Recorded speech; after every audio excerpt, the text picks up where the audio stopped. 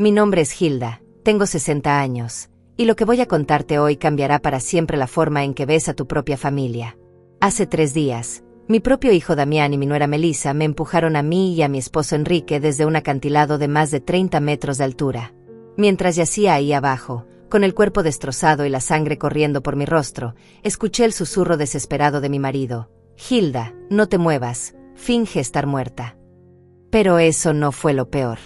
Lo peor fue cuando Enrique me reveló la verdad más terrible que una madre puede escuchar, un secreto que nuestros hijos habían guardado por 25 años. Durante 4 décadas, Enrique y yo construimos lo que creíamos era una familia perfecta. Nos levantábamos cada mañana en nuestra pequeña casa de las afueras, donde el aroma a café recién hecho se mezclaba con el canto de los pájaros. Yo trabajaba como maestra en la escuela primaria del pueblo, y cada tarde regresaba a casa con historias de mis pequeños estudiantes. Enrique tenía su taller de carpintería, donde creaba los muebles más hermosos que hayas visto jamás. Sus manos, ásperas pero delicadas, podían transformar un simple trozo de madera en una obra de arte. Teníamos 2 hijos, Ricardo, nuestro primogénito, y Damián, 5 años menor. Ricardo era el alma de la casa, siempre riendo, siempre ayudando a su padre en el taller, siempre protegiéndome de cualquier preocupación. Damián era diferente, más reservado, pero yo lo amaba con la misma intensidad. Como madre, nunca haces diferencias, o al menos eso creía yo entonces. Los domingos, después de misa, toda la familia se reunía en nuestra mesa de roble que Enrique había tallado con sus propias manos. Ricardo nos contaba sus planes de estudiar ingeniería, mientras Damián permanecía en silencio, jugando con la comida en su plato. La vida era simple pero hermosa. Por las tardes, Enrique y yo caminábamos por el sendero que rodeaba nuestro pueblo, hablando de nuestros sueños, de cómo veríamos crecer a nuestros nietos, de cómo envejeceríamos juntos en esa misma casa. Nunca imaginé que esos paseos serían mi entrenamiento para la caminata que casi me mata. Los fines de semana, organizaba reuniones familiares donde mis hermanas Benita e Inés venían con sus esposos e hijos. La casa se llenaba de risas, de niños corriendo por todos lados, de mujeres compartiendo recetas en la cocina mientras los hombres arreglaban algún problema en el jardín. Enrique era mi compañero perfecto. Después de 40 años de matrimonio, todavía me traía flores silvestres que cortaba camino al trabajo. Me ayudaba a calificar los exámenes de mis alumnos, y yo le sostenía las piezas de madera mientras se las cortaba en su taller. Éramos un equipo, una unidad inquebrantable.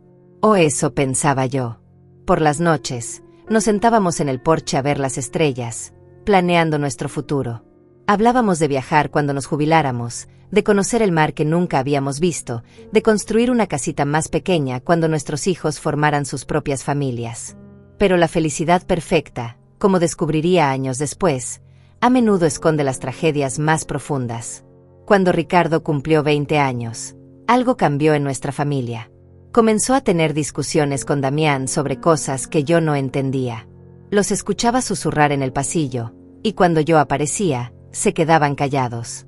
Enrique me decía que eran cosas de hermanos, que ya se les pasaría.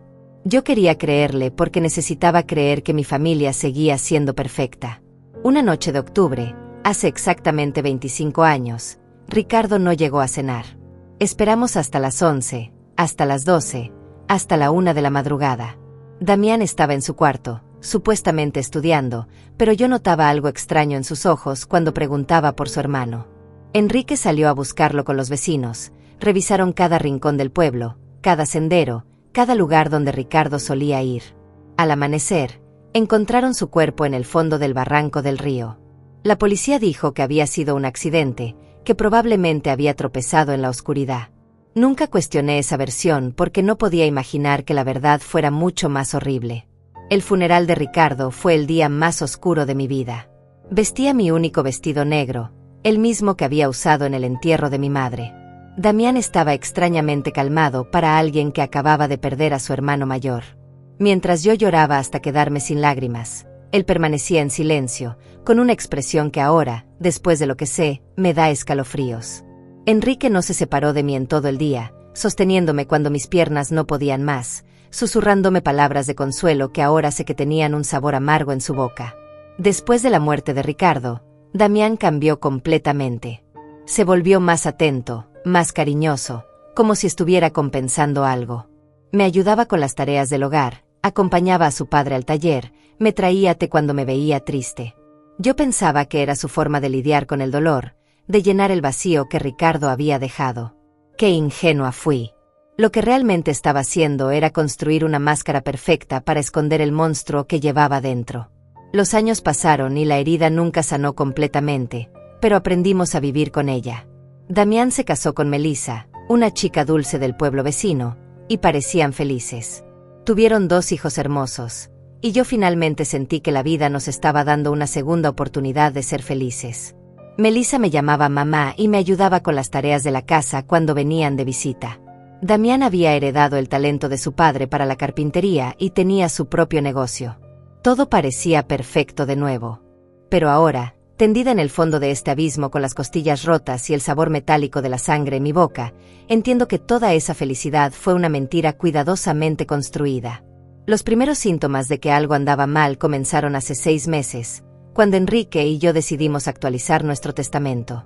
Habíamos ahorrado durante toda nuestra vida de trabajo, y entre la casa, los terrenos que heredé de mis padres y los ahorros del banco, teníamos cerca de $200,000 para dejarles a nuestros hijos y nietos. Fue Damián quien sugirió que visitáramos al abogado. Mamá, papá, ustedes ya tienen 60 años. Es importante tener todo en orden, nos decía con esa sonrisa que ahora me parece siniestra. Melissa asentía a su lado, acariciando mi mano con esos dedos que después me empujarían hacia la muerte. Nosotros los queremos mucho y queremos asegurarnos de que estén protegidos, agregaba con voz dulce. Qué estúpida fui al interpretar esas palabras como amor genuino. El abogado, un hombre mayor llamado Alberto que conocíamos desde hace años, nos explicó las opciones. Podíamos dejar todo en un fideicomiso, dividir la herencia entre los hijos de Damián, o simplemente hacer un testamento tradicional. Damián insistía en que nombráramos a él y a Melissa como nuestros únicos herederos, argumentando que ellos se encargarían de distribuir todo equitativamente entre los nietos. Además, decía, ustedes nos van a necesitar cuando estén más viejos. Es mejor que tengamos acceso a los recursos para cuidarlos adecuadamente. Algo en su tono me incomodaba, pero Enrique parecía convencido. Mi esposo, que siempre había sido más confiado que yo, aceptó la propuesta sin mucha resistencia. Yo tenía mis dudas, especialmente porque recordaba cómo Ricardo siempre había hablado de ayudarnos económicamente cuando fuéramos mayores. Mi hijo mayor tenía planes, sueños de hacerse cargo de nosotros cuando llegara el momento. Pero Ricardo ya no estaba, y Damián era nuestro único hijo sobreviviente. Firmamos los papeles un martes por la tarde. Recuerdo que Melissa llevaba un vestido verde que le quedaba precioso, y me abrazó muy fuerte después de la ceremonia. Ahora somos oficialmente una familia unida para siempre, me susurró al oído. Sus palabras me dieron escalofríos entonces, aunque no entendía por qué. Damián estrechó la mano de su padre con una sonrisa que no llegaba a sus ojos. Esa noche, mientras preparaba la cena, no podía quitarme de encima la sensación de que había cometido un error terrible. Las siguientes semanas fueron extrañas. Damián y Melissa comenzaron a visitarnos con más frecuencia, pero sus visitas tenían un aire diferente. Ya no venían solo a pasar tiempo en familia, siempre tenían alguna sugerencia sobre cómo mejorar la casa, sobre inversiones que deberíamos hacer, sobre seguros de vida que deberíamos contratar. Mamá, deberían pensar en vender esta casa tan grande y mudarse a algo más pequeño, decía Melissa mientras examinaba nuestros muebles con ojos calculadores. Nosotros podríamos ayudarlos a encontrar un apartamento cómodo en el pueblo. Pero yo amaba nuestra casa. Cada rincón tenía una memoria, cada habitación contaba una historia de nuestros 40 años de matrimonio. La cocina donde había preparado miles de comidas para mi familia, el taller donde Enrique creaba sus obras maestras, el jardín donde habían jugado nuestros hijos y nietos. No podía imaginar mi vida en otro lugar. Cuando les dije esto, vi un destello de irritación en los ojos de Damián que me heló la sangre. Mamá, ustedes están siendo irracionales, me dijo con un tono que nunca antes había usado conmigo. Esta casa es demasiado grande para 2 personas de su edad.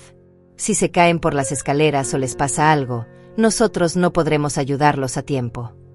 Melissa asentía vigorosamente, agregando, además, el mantenimiento debe costarles una fortuna. Sería mucho más inteligente vender ahora que el mercado inmobiliario está alto y mudarse a algo más apropiado para su edad. Enrique comenzó a considerar sus argumentos. Mi esposo, que siempre había sido práctico, empezó a hablar de la lógica detrás de sus sugerencias. Pero yo no podía quitarme de encima la sensación de que había algo más detrás de toda esta presión.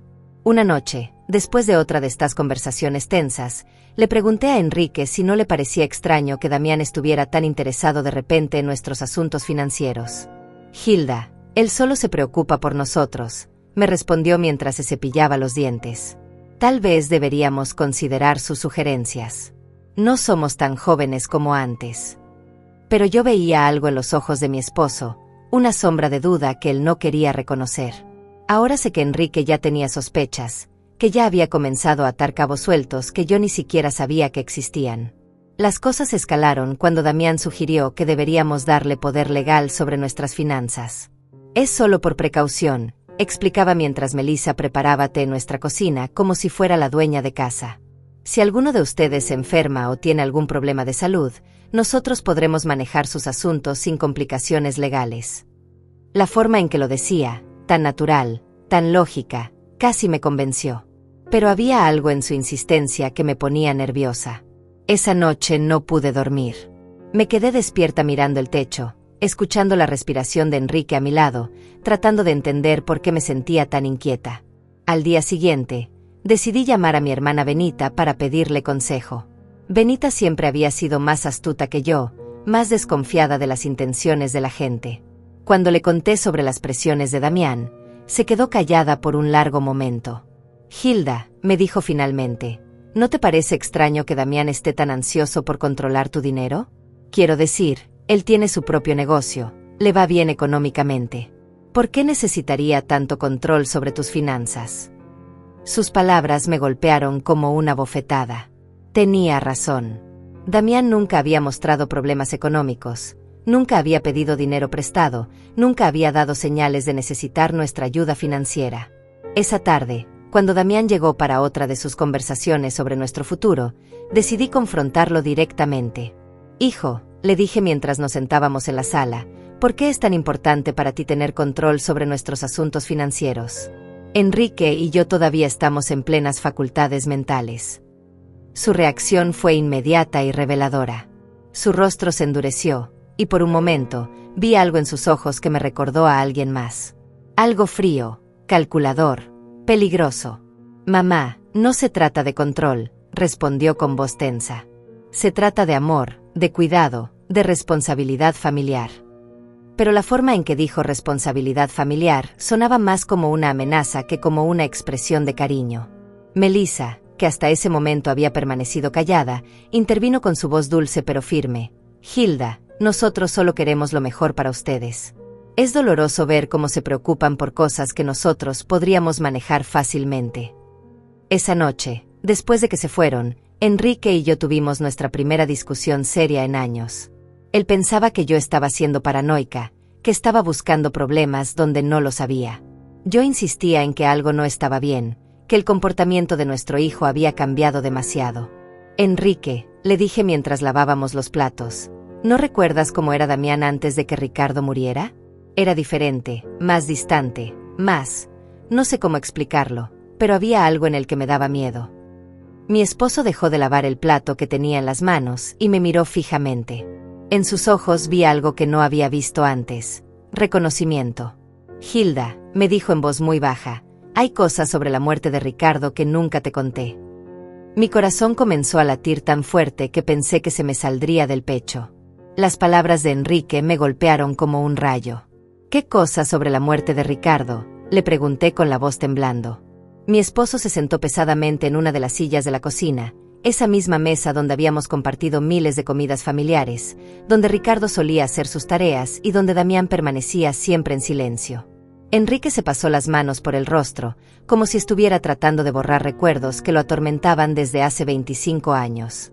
La noche que Ricardo murió, comenzó con voz quebrada, Damián no estaba en su cuarto estudiando como nos dijo. Yo lo vi salir de la casa alrededor de las 8 de la noche. Lo seguí porque algo en su actitud me preocupaba. Había estado muy raro esos días, más agresivo, más resentido. Mi esposo hizo una pausa, mirando sus manos como si en ellas estuviera escrita la terrible verdad que había guardado por tanto tiempo. Los vi discutir junto al barranco, Hilda. Los escuché gritarse cosas horribles. Mi mundo comenzó a tambalearse. ¿De qué discutían?, susurré, aunque una parte de mí ya no quería conocer la respuesta. Enrique alzó la vista y vi lágrimas en sus ojos, lágrimas que no había derramado ni siquiera en el funeral de nuestro hijo mayor. Por la herencia, Hilda. Damián estaba furioso porque Ricardo era el mayor, porque según las tradiciones familiares, él heredaría la mayor parte de nuestros bienes. Pero había algo más, algo sobre dinero que Ricardo había encontrado. ¿Qué dinero?, pregunté, sintiendo como el suelo se desvanecía bajo mis pies. Enrique suspiró profundamente antes de continuar. 3 días antes de morir, Ricardo vino a hablar conmigo al taller. Había descubierto que Damián había estado robando dinero de la cuenta de ahorros familiar. Pequeñas cantidades al principio, pero luego sumas más grandes. Ricardo tenía pruebas. Había estado investigando durante meses. Mi mente se negaba a procesar lo que estaba escuchando. Mi hijo menor, el que había sido tan atento después de la muerte de Ricardo, el que nos ayudaba y nos cuidaba, había estado robándonos desde antes de que su hermano muriera. ¿Por qué nunca me dijiste nada?, le reproché a Enrique, sintiendo como la traición se multiplicaba por partida doble. Porque cuando llegué al barranco esa noche, ya era demasiado tarde, respondió con voz ahogada. Vi a Damián de pie junto al cuerpo de Ricardo. Nuestro hijo menor estaba temblando, llorando, repitiendo una y otra vez: fue un accidente, fue un accidente.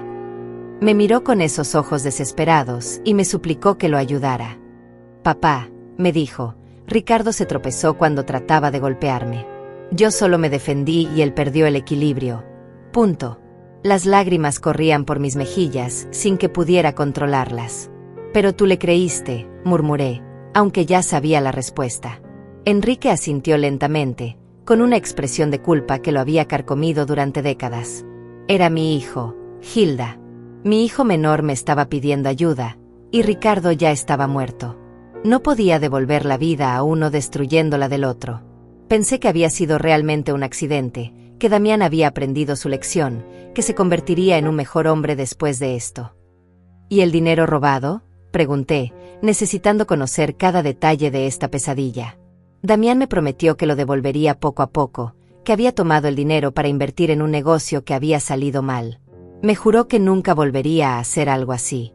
Y yo le creí, Hilda. Dios me perdone, pero le creí porque necesitaba creer que mi hijo no era un asesino. Me levanté de la mesa tambaleándome, apoyándome en la pared para no caer. Todo lo que había creído sobre mi familia, sobre mi hijo sobreviviente, sobre los últimos 25 años de mi vida, era una mentira. ¿Devolvió el dinero?, pregunté, aunque ya conocía la respuesta por la expresión en el rostro de Enrique. Nunca, respondió. De hecho, siguió robando. Pequeñas cantidades que yo fingía no notar, porque enfrentarlo significaría admitir que había encubierto un asesinato. Me convertí en su cómplice, Hilda. Cada vez que callaba, cada vez que fingía no ver las cuentas bancarias disminuir, me convertía más en su cómplice. La horrible realidad comenzó a tomar forma en mi mente. Por eso está tan interesado en controlar nuestras finanzas ahora, murmuré. No es porque se preocupe por nosotros. Es porque quiere terminar lo que empezó hace 25 años. Enrique asintió gravemente. Y hay algo más, Hilda. Algo que descubrí hace apenas unas semanas. ¿Qué más puede haber?, pregunté, sintiendo que mi corazón no podría soportar más revelaciones. Enrique se dirigió a su escritorio y sacó unos papeles que había estado escondiendo debajo de otros documentos. He estado investigando discretamente las finanzas de Damián. Su negocio de carpintería no está yendo tan bien como él nos hace creer. De hecho, está al borde de la bancarrota. Debe más de $100,000 a varios bancos y proveedores. Los papeles temblaban en mis manos mientras leía las cifras. Damián no era el hombre exitoso que pretendía ser. Era un fracasado desesperado que había estado viviendo de mentiras y dinero robado durante décadas. ¿Melissa sabe todo esto?, pregunté, recordando su dulce sonrisa y sus abrazos cariñosos. Estoy seguro de que sí, respondió Enrique. He notado cómo ella dirige las conversaciones cuando hablan de nuestro dinero. como hace preguntas específicas sobre nuestros ahorros, sobre el valor de la casa, sobre nuestros seguros de vida. No son preguntas inocentes, Hilda. Son preguntas de alguien que está calculando exactamente cuánto vale nuestra muerte. Esa frase me heló la sangre. Nuestra muerte, repetí en un susurro. Era la primera vez que consideraba que Damián pudiera querer hacernos daño físico. Hasta ese momento, pensaba que solo quería robarnos o estafarnos. Pero si había matado a su propio hermano por dinero, ¿qué le impediría matar a sus padres por la misma razón? Enrique, le dije agarrando sus manos, tenemos que ir a la policía. Tenemos que contarles la verdad sobre Ricardo y sobre lo que está pasando ahora. Pero mi esposo negó con la cabeza, con una expresión de desesperanza que me partió el corazón. ¿Con qué pruebas, Hilda? Soy cómplice de encubrir un asesinato. Si hablo ahora, yo también iré a la cárcel. Y además, ¿quién va a creerle a un viejo de 65 años que ha estado guardando este secreto durante 25 años? Tenía razón, y eso me desesperaba. Estábamos atrapados en una telaraña de mentiras y complicidad que nosotros mismos habíamos ayudado a tejer. Entonces, ¿qué hacemos?, pregunté, sintiendo como el pánico comenzaba a apoderarse de mí. Esperamos a que nos mate como mató a Ricardo. Vamos a ser muy cuidadosos, me dijo Enrique, tratando de sonar más confiado de lo que realmente estaba. Vamos a encontrar la forma de protegernos, de reunir pruebas, de... Pero sus palabras se vieron interrumpidas por el sonido del teléfono. Era Damián. «Hola, mamá», dijo con esa voz dulce que ahora me sonaba siniestra. Melissa y yo estuvimos pensando, y creemos que sería hermoso celebrar sus 40 años de matrimonio con algo especial. ¿Qué les parece si el próximo fin de semana los llevamos a conocer esas montañas de las que siempre han hablado? Podríamos hacer una caminata familiar, tomar fotos, pasar un día perfecto juntos. Mi sangre se convirtió en hielo.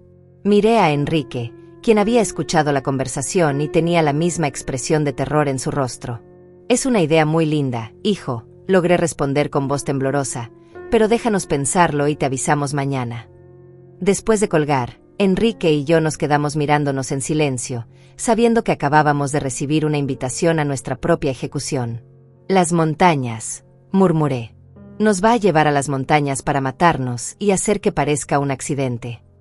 Enrique asintió gravemente, igual que hizo con Ricardo en el barranco. Esa noche no dormimos ni un minuto, abrazados en nuestra cama, planeando cómo podríamos salvarnos de nuestro propio hijo. Los siguientes días fueron una pesadilla de terror y fingimiento. Enrique y yo teníamos que actuar como si nada hubiera pasado cuando Damián y Melissa venían de visita, sonreír cuando nos hablaban de la excursión a las montañas, asentir cuando nos decían lo emocionados que estaban por pasar tiempo en familia. Pero por dentro, cada fibra de mi ser gritaba de miedo. Sabía que estaba mirando a los ojos a los asesinos de mi hijo mayor, y que ahora planeaban hacer lo mismo conmigo y con mi esposo. Melissa llegó el miércoles por la tarde con una bolsa de compras y esa sonrisa radiante que ahora me parecía la mueca de un demonio. «Hilda, querida», me dijo abrazándome con esos brazos que pronto me empujarían hacia la muerte, «compré provisiones para nuestra aventura en la montaña. Galletas, agua, frutas, todo lo que necesitaremos para el picnic». Me mostró el contenido de la bolsa como si fuera una niña emocionada, pero yo solo podía pensar en cómo cada uno de esos objetos podría ser usado para ocultar nuestro asesinato. «También traje mi cámara nueva», agregó, sacando una cámara digital costosa. «Quiero capturar cada momento de este día especial. Van a ser fotografías que atesoraremos para siempre». La ironía de sus palabras me dio náuseas. Las únicas fotografías que tomaría serían las de nuestros cadáveres destrozados al fondo de algún precipicio, si es que alguien alguna vez encontraba nuestros cuerpos. Damián apareció detrás de ella, cargando una mochila de montañismo que parecía nueva. «Papá», le dijo a Enrique con entusiasmo fingido, «compré todo el equipo necesario para una caminata segura. Cuerdas, arneses, linternas, un botiquín de primeros auxilios». Cada palabra que salía de su boca sonaba como una burla cruel. Equipo de seguridad para planear nuestros asesinatos. La perversidad de la situación me mareaba. «¿No es un poco peligroso para personas de nuestra edad?», pregunté, tratando de sonar casual mientras buscaba cualquier excusa para cancelar el viaje.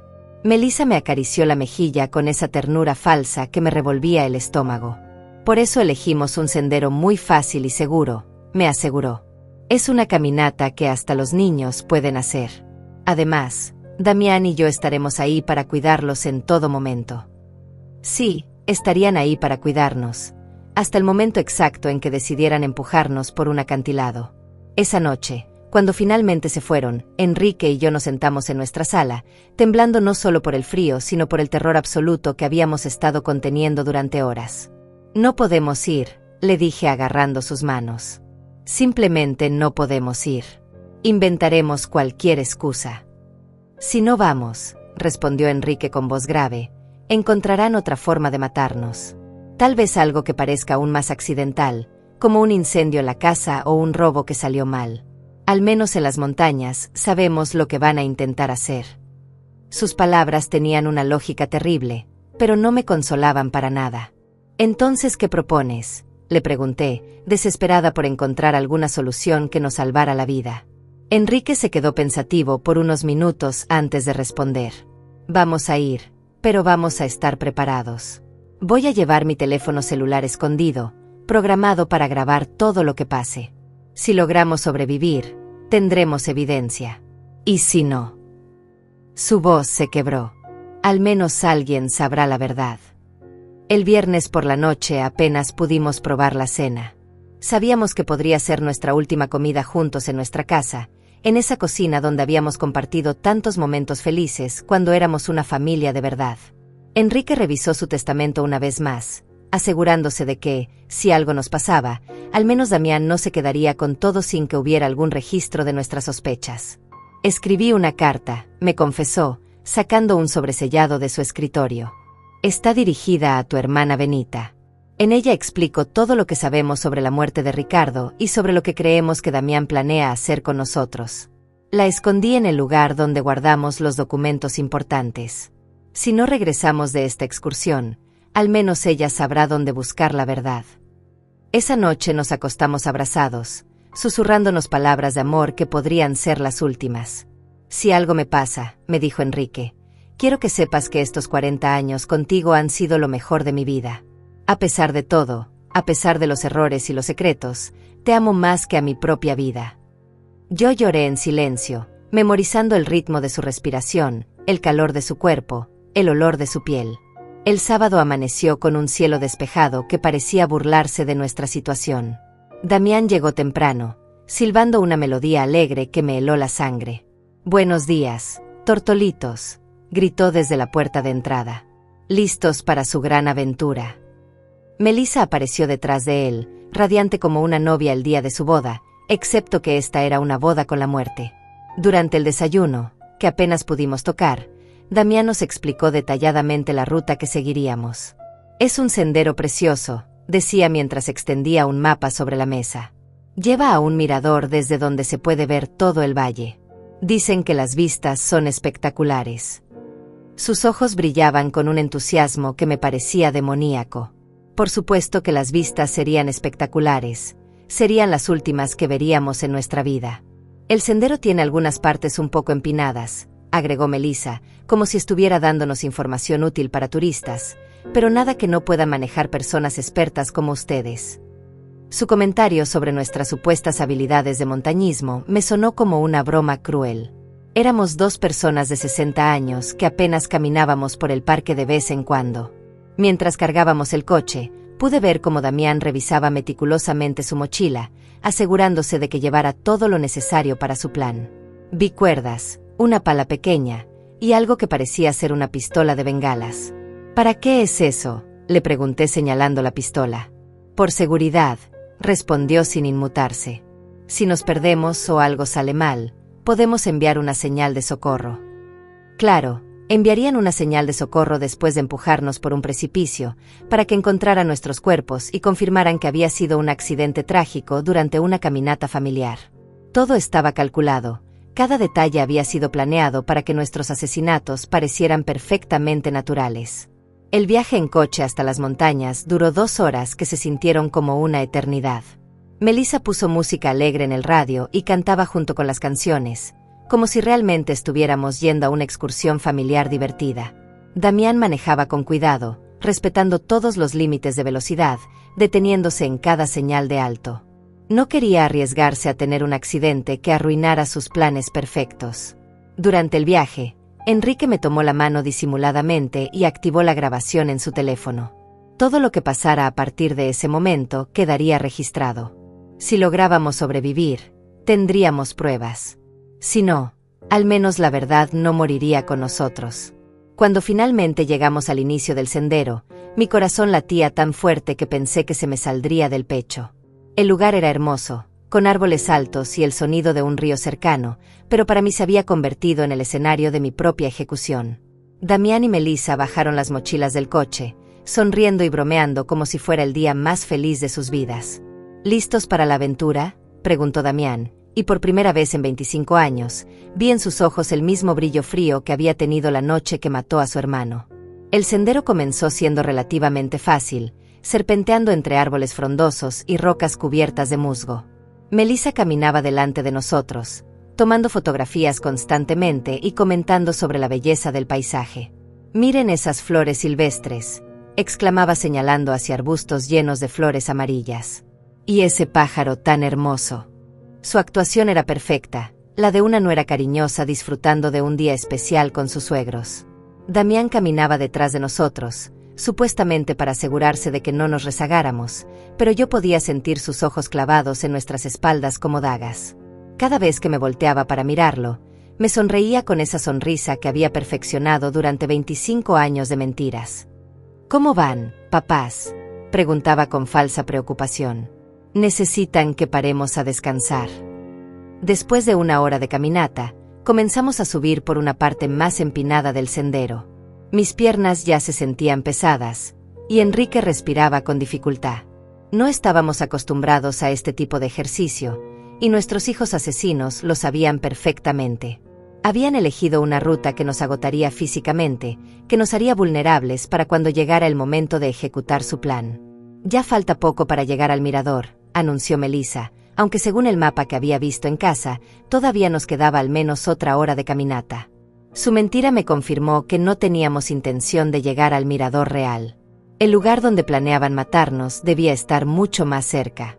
Durante la caminata, traté de memorizar cada detalle del sendero, cada árbol, cada piedra que pudiera servirme como referencia si lograba sobrevivir y necesitaba explicarle a la policía exactamente dónde había ocurrido todo. Enrique hacía lo mismo, y ocasionalmente intercambiábamos miradas cargadas de terror y determinación. Sabíamos que estábamos caminando hacia nuestra muerte, pero también sabíamos que era nuestra única oportunidad de obtener pruebas contra nuestros asesinos. «Oh, miren eso», gritó de repente Melissa, señalando hacia una formación rocosa que se alzaba a nuestra derecha. «Ese acantilado tiene una vista increíble. ¿Por qué no subimos hasta ahí para tomar algunas fotos especiales?» Mi sangre se heló. Ahí estaba, el lugar que habían elegido para nuestro asesinato. El acantilado se alzaba unos 30 metros sobre el sendero principal, accesible por un sendero secundario que parecía mucho más peligroso que el que habíamos estado siguiendo. Las rocas estaban sueltas, había menos árboles para agarrarse en caso de tropezar, y desde arriba se podía ver un precipicio que caía hacia un barranco profundo lleno de rocas puntiagudas. «No sé si sea buena idea», dije tratando de sonar casual. «Ese sendero parece bastante peligroso para personas de nuestra edad». Pero Damián ya había comenzado a caminar hacia la desviación, cargando su mochila llena de equipo de seguridad que sabía que no usaría para salvarnos. «Vamos, mamá», me dijo con esa voz que usaba cuando era niño y quería convencerme de algo. «Solo serán unos minutos. Además, Melissa tiene razón, las fotos desde ahí arriba van a quedar espectaculares». La forma en que dijo espectaculares me hizo temblar. Serían espectaculares para quien las viera después, como evidencia de nuestro accidente. Enrique me apretó la mano disimuladamente, recordándome que su teléfono estaba grabando todo. Teníamos que seguir adelante, teníamos que llegar hasta el final para obtener las pruebas que necesitábamos. Si nos negábamos ahora, simplemente encontrarían otra oportunidad, otro lugar, otra excusa para matarnos. La subida hacia el acantilado fue agotadora.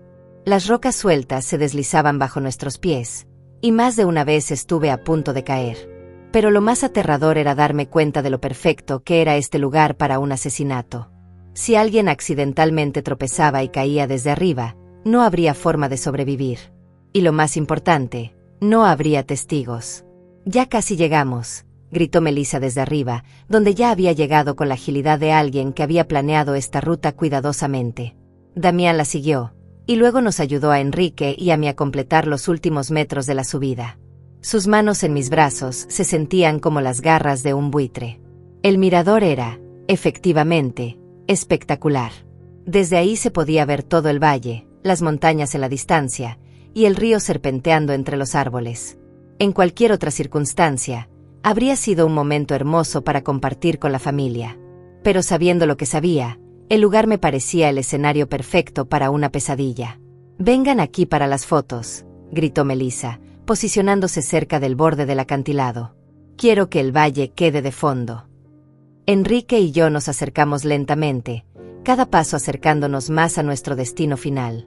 Podía ver cómo Damián se posicionaba estratégicamente detrás de nosotros, calculando ángulos, midiendo distancias.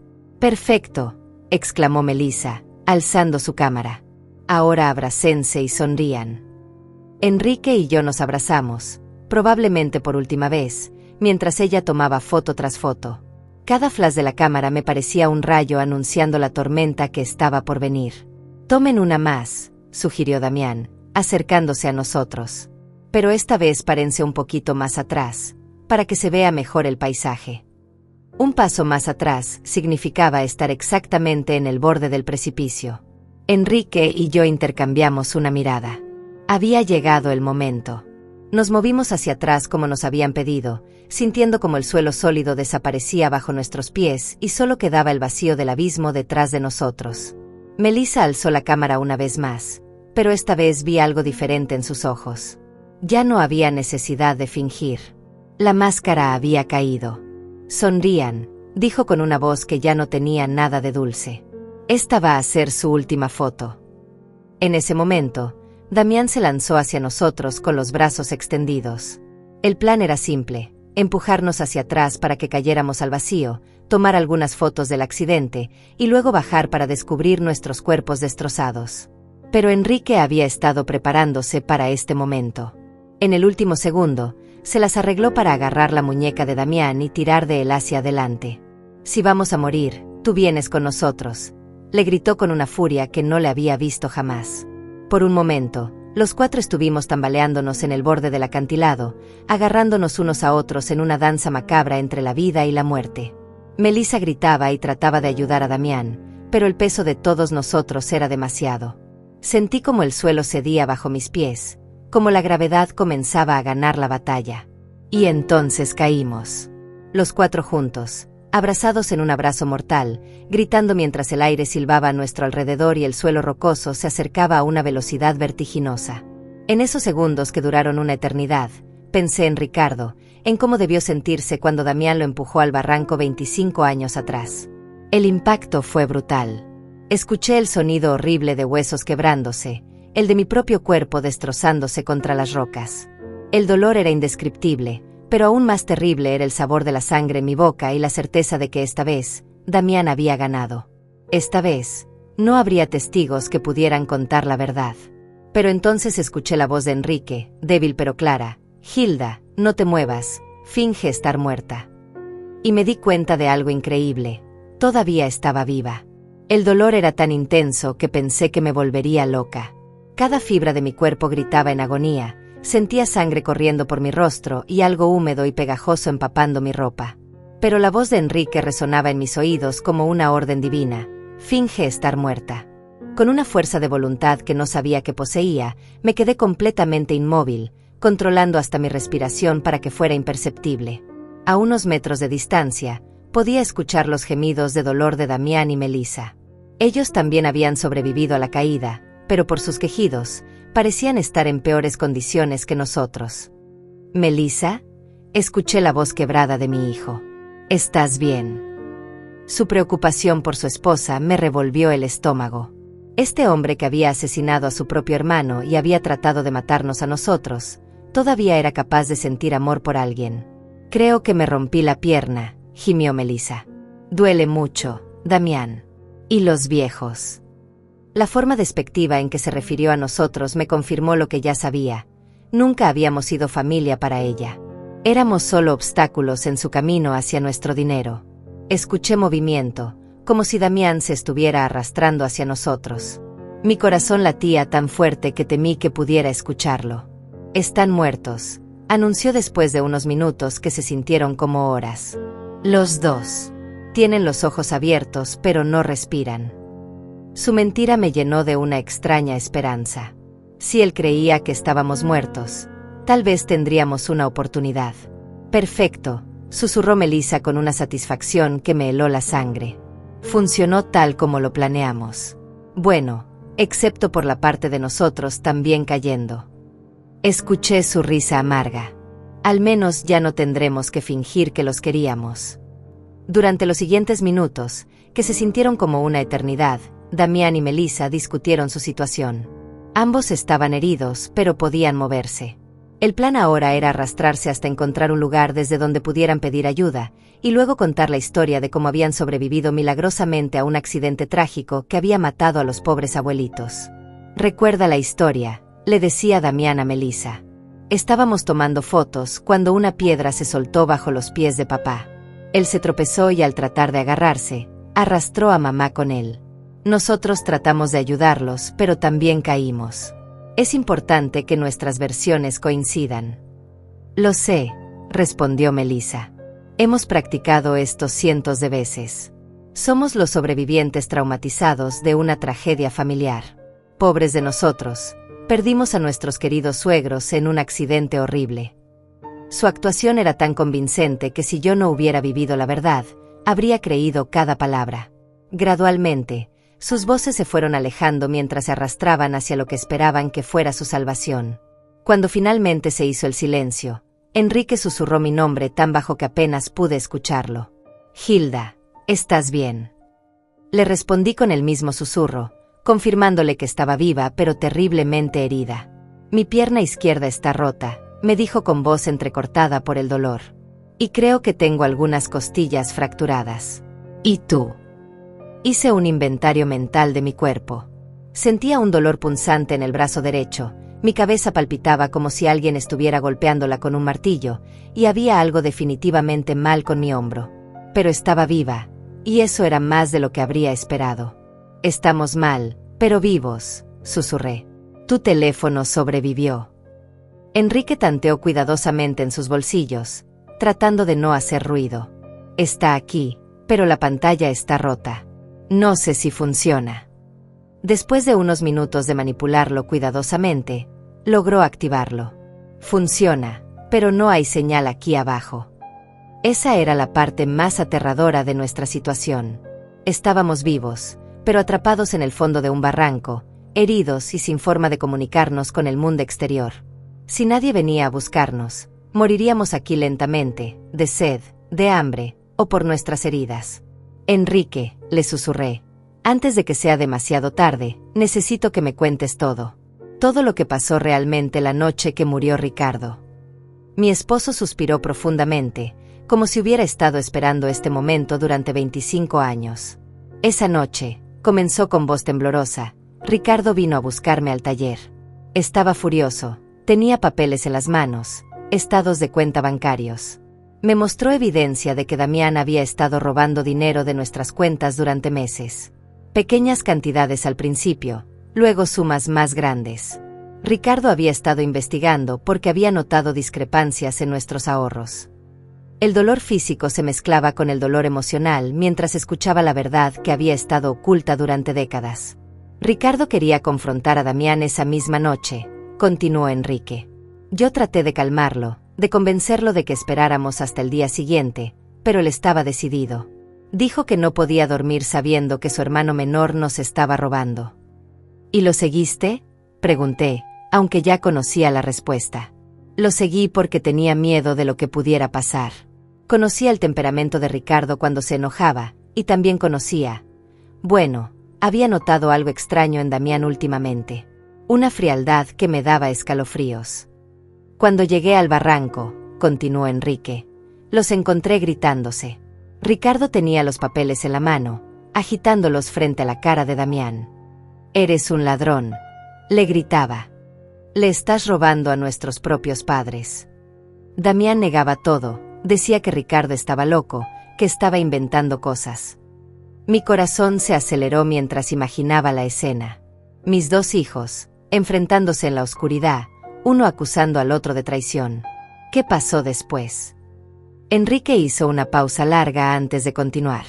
Ricardo le dijo que si no devolvía el dinero y confesaba todo a nosotros, él mismo nos contaría la verdad.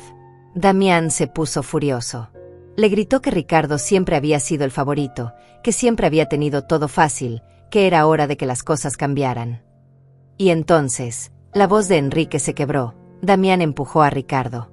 No fue un accidente, Hilda. Lo empujó con toda su fuerza, deliberadamente. Vi cómo Ricardo trataba de mantener el equilibrio, cómo sus brazos se agitaban desesperadamente buscando algo a lo que agarrarse. Pero era demasiado tarde. Las lágrimas corrían por mis mejillas, mezclándose con la sangre de mis heridas. ¿Por qué nunca me dijiste la verdad? Enrique suspiró profundamente. Porque cuando llegué hasta donde estaba Damián, él estaba llorando, temblando, diciéndome una y otra vez que había sido un accidente, que no había querido hacerlo. Me suplicó que no te dijera nada, que no podía perderte a ti también. Pero sabías que era mentira, murmuré. En el fondo de mi corazón, sí. Pero era mi hijo, Hilda. Mi único hijo sobreviviente. ¿Cómo podía entregarlo a la policía? ¿Cómo podía destruir lo que quedaba de nuestra familia? Su justificación me dolía tanto como mis heridas físicas. Y el dinero robado, continuó. Damián me prometió que lo devolvería poco a poco. Me juró que había sido una mala decisión, que había estado desesperado, que nunca volvería a pasar. Pero nunca devolvió ni un centavo. De hecho, siguió robando, y yo seguí callando porque cada día que pasaba me hacía más cómplice de su crimen. En ese momento, escuchamos voces a lo lejos. Damián y Melissa habían logrado encontrar ayuda. Pronto estarían aquí los equipos de rescate, y nuestros hijos asesinos representarían el papel de sus vidas, los sobrevivientes traumatizados de una tragedia familiar. Las voces se acercaban cada vez más, acompañadas del sonido de helicópteros sobrevolando la zona. El equipo de rescate había llegado, y con ellos venía el momento más crucial de nuestras vidas. Enrique y yo teníamos que tomar una decisión en cuestión de minutos. Seguíamos fingiendo estar muertos hasta encontrar la oportunidad perfecta para revelar la verdad, o nos arriesgábamos a ser rescatados junto con nuestros asesinos. Hilda, susurró Enrique urgentemente. El teléfono grabó todo lo que pasó arriba. Tenemos la confesión de Melissa sobre el plan, tenemos a Damián admitiendo que somos obstáculos, tenemos todo. Pero si nos encuentran vivos ahora, pueden destruir la evidencia antes de que logremos entregarla a las autoridades. Tenía razón. Si Damián y Melissa se daban cuenta de que habíamos sobrevivido y escuchado sus confesiones, encontrarían la forma de silenciarnos para siempre. Esta vez no sería un accidente, sería algo mucho más directo y definitivo. Teníamos que esperar el momento perfecto. «Están aquí abajo», gritó la voz de Damián desde arriba. «Mis padres. Por favor, dense prisa». Su actuación era perfecta, la voz quebrada por el dolor y la desesperación. Si yo no supiera la verdad, habría creído que era un hijo devastado por la pérdida de sus padres. «Señor, manténgase calmado», respondió una voz autoritaria que debía pertenecer al jefe del equipo de rescate. «Vamos a bajar para evaluarlos. Usted y su esposa pueden moverse». Escuché el sonido de cuerdas y equipos siendo preparados para el descenso. Melissa había perfeccionado su papel de viuda en SOC. «No puedo creer que esto haya pasado», sollozaba. Estábamos tomando fotos tan contentos. Todo pasó tan rápido. Una piedra se soltó y ellos cayeron. Cada palabra era una puñalada en mi corazón, porque sabía que esas mismas palabras las repetiría ante la policía, ante los medios, ante cualquiera que quisiera escuchar su versión de los hechos. Los rescatistas comenzaron a descender. Podía escuchar sus voces acercándose, el sonido de sus botas contra la roca, el tintineo de sus equipos. Enrique me apretó la mano disimuladamente, recordándome que teníamos que mantener la actuación sin importar lo que pasara. «Aquí están», gritó uno de los rescatistas al encontrarnos. «Tenemos 2 personas en el fondo del barranco». Se acercó a nosotros y comenzó a examinarnos. Yo mantuve los ojos cerrados y la respiración tan débil que era casi imperceptible. Sentí sus manos buscando pulso en mi cuello, su oído cerca de mi boca tratando de detectar respiración. «Este todavía tiene pulso débil», anunció refiriéndose a Enrique. La mujer. «No estoy seguro. Necesito el equipo médico aquí abajo inmediatamente». Mi corazón se aceleró. El plan estaba funcionando. Creerían que Enrique estaba al borde de la muerte pero todavía vivo, mientras que yo estaría lo suficientemente cerca de la muerte como para no ser una amenaza inmediata. Durante los siguientes minutos, que se sintieron como horas, los paramédicos trabajaron en nosotros. Sentí cómo me ponían una máscara de oxígeno, cómo revisaban mis heridas, cómo me sujetaban a una camilla. Todo el tiempo tuve que luchar contra cada instinto de mi cuerpo que me gritaba que abriera los ojos, que pidiera ayuda, que dejara de fingir. «El hombre está estable pero crítico», escuché que informaba uno de los paramédicos por radio. «La mujer está en estado muy grave, pulso casi imperceptible. Necesitamos trasladarlos inmediatamente al hospital». Perfecto. Nos llevarían al hospital, donde tendríamos la oportunidad de hablar con las autoridades sin que Damián y Melissa pudieran silenciarnos. Durante el ascenso en las camillas, pude escuchar los sollozos fingidos de Melissa y las palabras de consuelo que los rescatistas les ofrecían a ella y a Damián. «Fueron muy valientes al sobrevivir a esto», le decía a alguien. «Es un milagro que ustedes estén relativamente bien». Si supieran que el verdadero milagro era que Enrique y yo estuviéramos vivos para contar la verdad. En el helicóptero médico, mientras volábamos hacia el hospital, pude sentir la presencia de Enrique en la camilla al lado de la mía. Los paramédicos estaban concentrados en mantenerle estable, y por sus conversaciones, entendí que realmente estaba en condición crítica. Sus heridas eran más graves que las mías, y por un momento terrible, temí que pudiera morir antes de que tuviéramos la oportunidad de revelar la verdad. «Señora», escuché que me decía uno de los paramédicos, «si puede escucharme, aguante. Vamos a llegar al hospital en unos minutos». Su voz era gentil, llena de una compasión genuina que contrastaba dramáticamente con la falsedad que había estado escuchando de mi propia familia. Cuando llegamos al hospital, el caos fue inmediato. Médicos y enfermeras corrían de un lado a otro, gritando órdenes médicas que no entendía. Me llevaron directamente a una sala de emergencias donde comenzaron a trabajar en mis heridas. Tenía que seguir fingiendo inconsciencia, pero también tenía que encontrar la forma de comunicarme con alguien en quien pudiera confiar. «Doctor», escuché que decía una enfermera, «sus signos vitales son extraños. Su pulso es más fuerte de lo que esperaríamos para alguien en su supuesto estado». Mi corazón se saltó un latido. ¿Me habían descubierto? ¿Era tan mala actriz que mi propio cuerpo me estaba traicionando? Murmuró el doctor. A veces pasa en casos de trauma extremo. El cuerpo tiene formas misteriosas de aferrarse a la vida. Sigamos monitoreándola de cerca. Su explicación me salvó, pero también me hizo darme cuenta de lo precaria que era mi situación. No podía mantener esta actuación para siempre. Horas después, cuando el hospital se había calmado un poco, escuché voces familiares en el pasillo. Damián y Melissa habían llegado para representar su papel de familiares devastados. «¿Cómo están?», preguntaba Damián con voz quebrada. «Van a sobrevivir». La ironía de sus palabras me dio náuseas. Él esperaba que la respuesta fuera no. «El señor está estable pero aún crítico», escuché que respondía un doctor. La señora... Bueno, las próximas horas serán cruciales. Hemos hecho todo lo que podemos. Melissa hizo un sonido que supuestamente era un sollozo de dolor, pero que para mí sonaba como un suspiro de alivio. «¿Podemos verlos?», preguntó Damián. «Solo por unos minutos. Necesitamos despedirnos por si acaso». El doctor accedió, y pronto escuché pasos acercándose a mi cama. Era el momento más peligroso de todos. Tenía que convencer a mi hijo asesino de que realmente estaba muriendo. Sentí la presencia de Damián al lado de mi cama. Su mano tocó la mía, y fue todo lo que pude hacer para no apartar la mano inmediatamente. «Mamá», susurró, «si puedes escucharme, quiero que sepas que te amo. Siento mucho que esto haya pasado». Sus palabras eran miel envenenada, dulces en la superficie pero mortales en su esencia. Melissa se acercó por el otro lado. «Hilda, querida», murmuró, «has sido como una madre para mí. Nunca te olvidaremos». Mentirosa. La única razón por la que no me olvidarían sería porque tendrían que vivir con el conocimiento de haberme asesinado. Pero entonces, Damián se inclinó más cerca de mi oído y susurró algo que me heló la sangre. Espero que hayas aprendido la lección, mamá.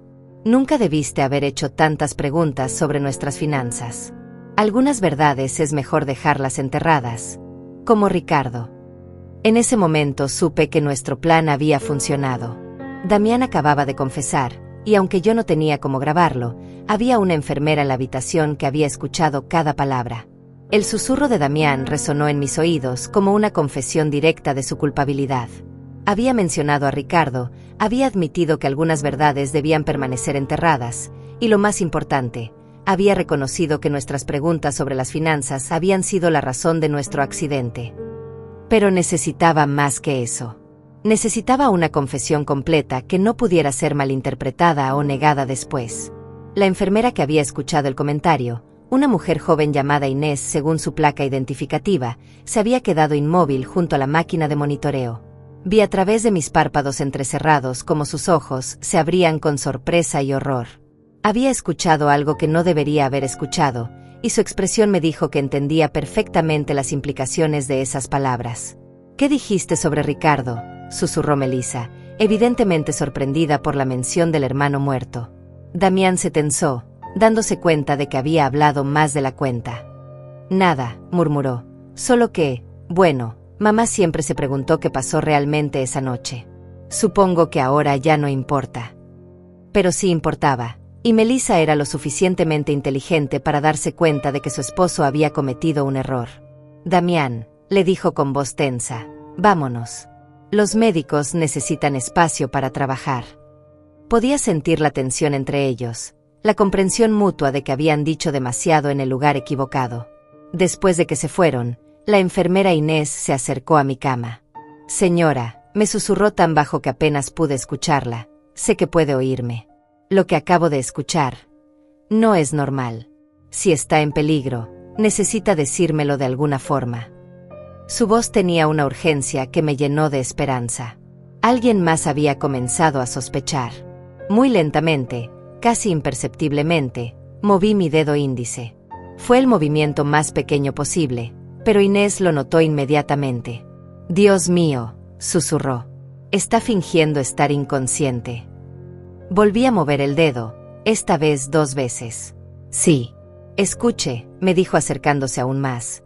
Voy a fingir que estoy revisando sus monitores. Si está en peligro por parte de esas personas que acaban de estar aquí, mueva el dedo 3 veces. Sin dudar, moví el dedo 3 veces. Inés ahogó un grito. Ellos le hicieron esto. 3 movimientos más. La enfermera se alejó de mi cama y fingió revisar mi suero intravenoso mientras procesaba lo que acababa de descubrir. Podía ver en su expresión que estaba luchando con la decisión de qué hacer. Finalmente, se acercó de nuevo.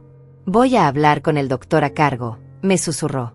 Pero necesito que siga fingiendo hasta que podamos protegerla. ¿Entiende? Moví el dedo una vez. Los siguientes minutos fueron agonizantes.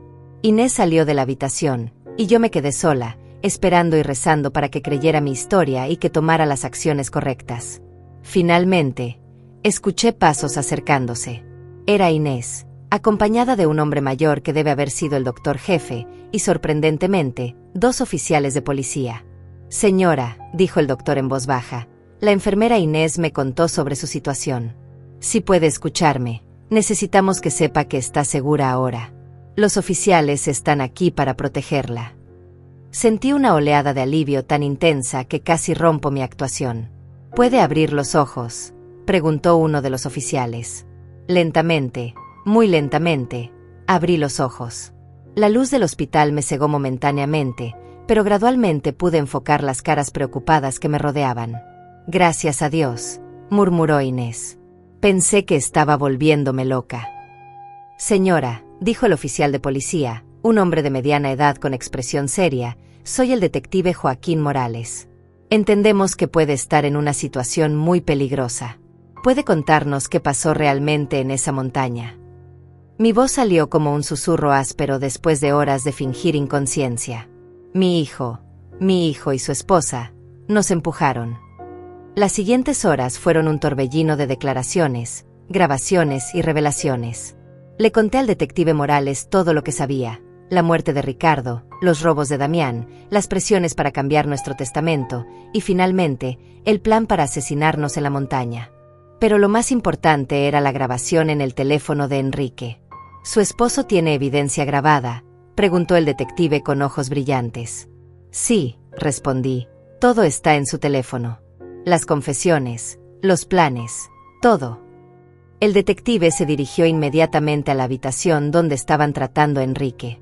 Enrique había recuperado la conciencia una hora después que yo, y cuando el detective le explicó la situación, entregó su teléfono sin dudar.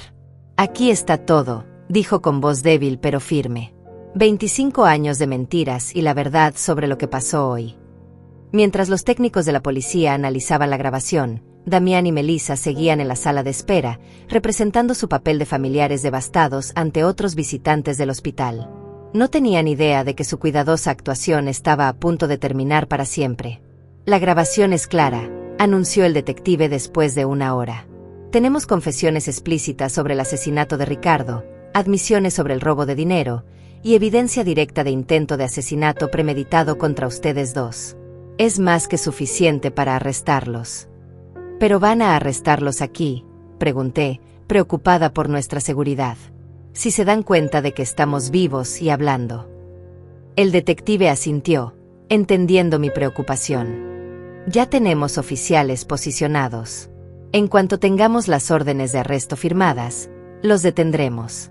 Mientras tanto, ustedes están bajo protección policial.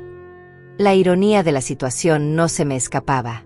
Damián y Melissa estaban ahí abajo, probablemente hablando con otros familiares de pacientes, recibiendo condolencias por nuestra muerte, planeando cómo manejar nuestro funeral y nuestra herencia.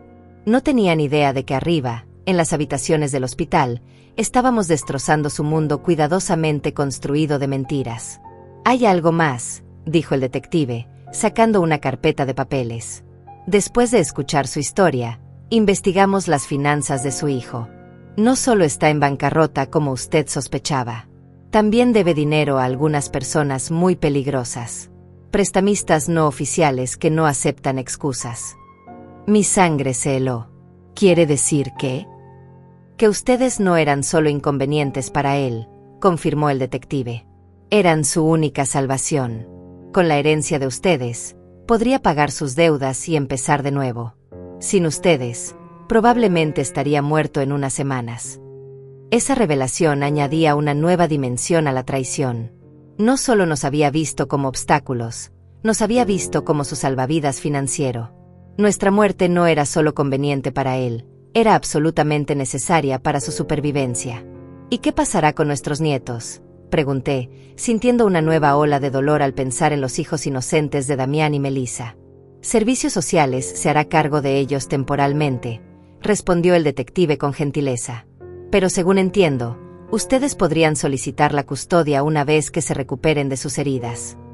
La idea de criar a los hijos de nuestros propios asesinos era abrumadora, pero también era la única forma de asegurar que algo bueno saliera de esta pesadilla. Esos niños eran inocentes, y merecían una oportunidad de crecer en un hogar donde el amor fuera real, no fingido. Es hora, anunció el detective cuando otro oficial entró a la habitación con papeles en la mano. Las órdenes están firmadas. Vamos a arrestarlos ahora.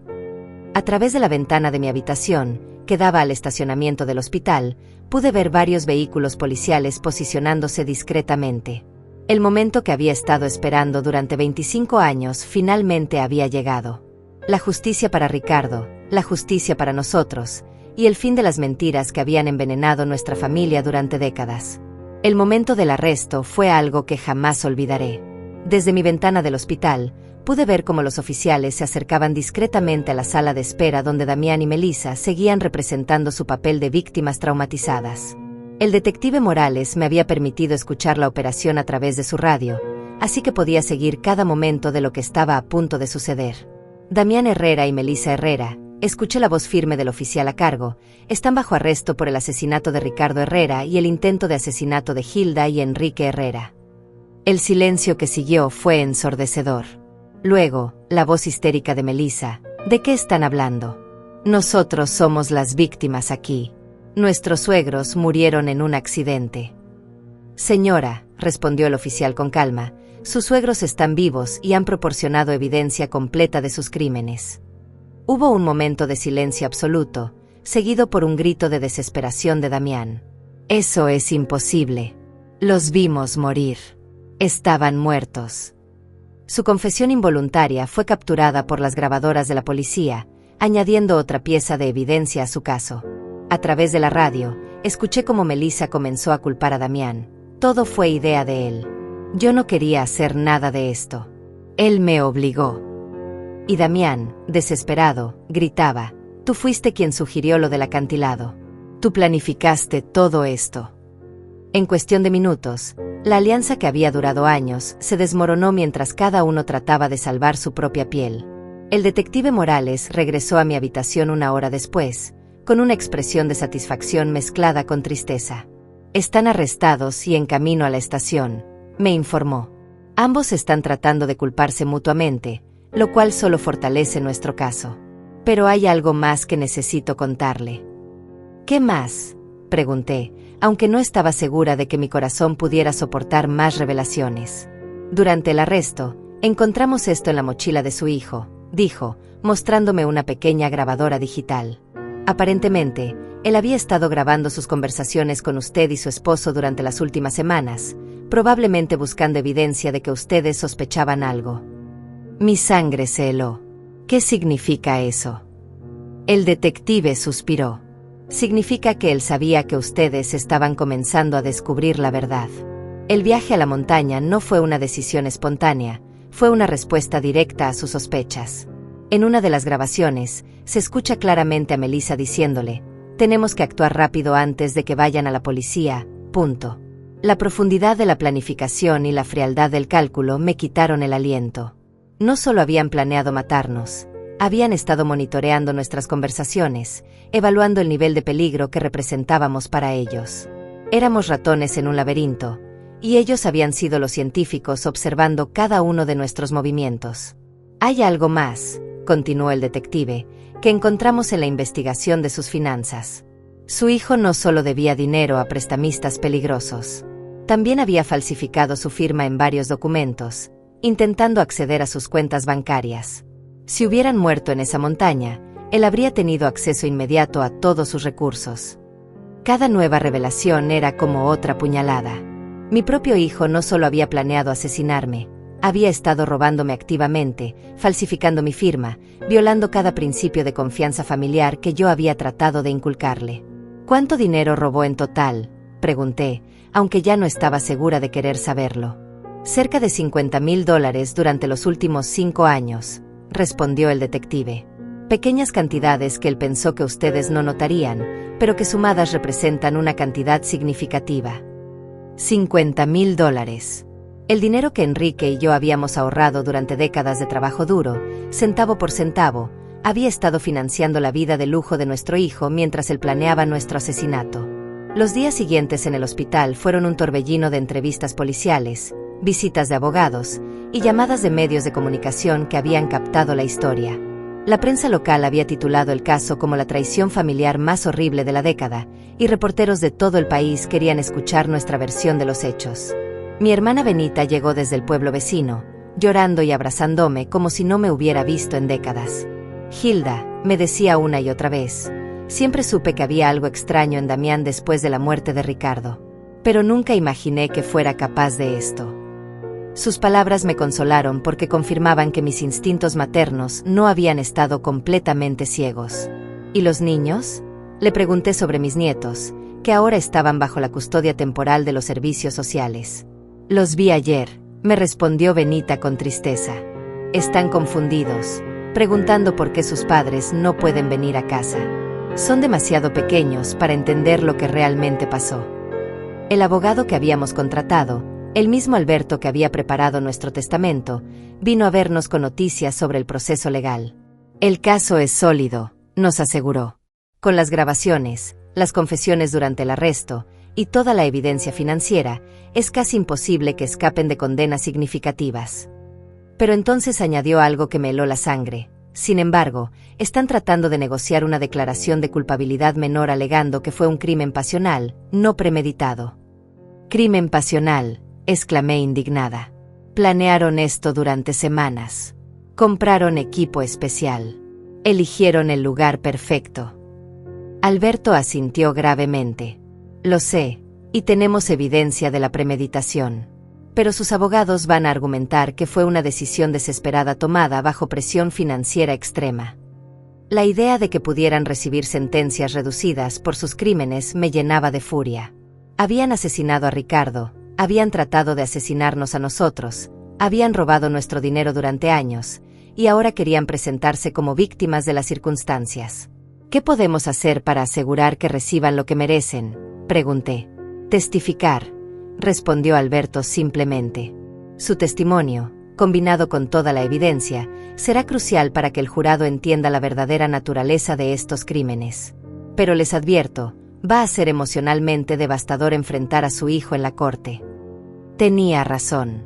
La idea de mirar a Damián a los ojos durante el juicio, de escuchar a sus abogados tratar de justificar lo injustificable, de revivir públicamente cada momento de esta pesadilla, era abrumadora. Pero era lo que tenía que hacer por Ricardo, por nosotros, y por mis nietos que merecían conocer la verdad sobre sus padres.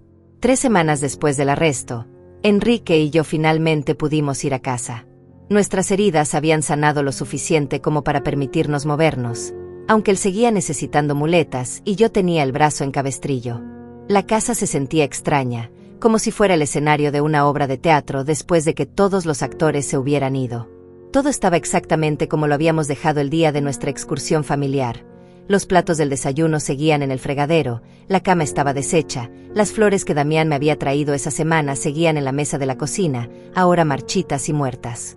Era como si el tiempo se hubiera detenido en el momento en que nuestra vida normal terminó para siempre. «¿Crees que alguna vez podremos ser felices de nuevo?», le pregunté a Enrique esa primera noche de regreso, mientras nos acostábamos en nuestra cama familiar. Él me abrazó con el brazo que no tenía lastimado y suspiró profundamente. «No lo sé, Hilda. Pero estamos vivos, tenemos la verdad de nuestro lado, y por primera vez en 25 años, no tenemos que vivir con secretos». El juicio comenzó 6 meses después. El día que tuve que testificar, miré a Damián directamente a los ojos por primera vez desde el arresto. No vi remordimiento, no vi dolor, no vi al hijo que había criado. Vi a un extraño frío y calculador que se había disfrazado de mi hijo durante décadas. Cuando terminé mi testimonio, después de relatar cada detalle horrible de nuestra experiencia, me dirigí directamente a él desde el estrado de los testigos. «Damián, no sé quién eres, pero ya no eres mi hijo. Mi hijo murió la noche que mataste a Ricardo, y lo que ha estado viviendo en su lugar durante 25 años es un monstruo que yo ayudé a criar sin darme cuenta». El jurado deliberó durante 3 días antes de encontrar a Damián culpable de asesinato en primer grado por la muerte de Ricardo e intento de asesinato en primer grado por lo que nos hizo a nosotros. Melissa recibió la misma condena como cómplice. Ambos fueron sentenciados a cadena perpetua sin posibilidad de libertad condicional. Ahora, 1 año después, Enrique y yo hemos comenzado el proceso de adoptar formalmente a nuestros nietos. Son niños hermosos e inocentes que merecen una oportunidad de crecer sabiendo lo que es el amor verdadero, no el amor manipulador y tóxico que recibieron de sus padres biológicos. Todas las noches, cuando los acuesto, les hablo de su tío Ricardo, el hermano que nunca conocieron. Les cuento sobre su bondad, su honestidad, su sueño de ser ingeniero. Quiero que sepan que había bondad en su familia, aunque sus padres eligieron el camino de la oscuridad.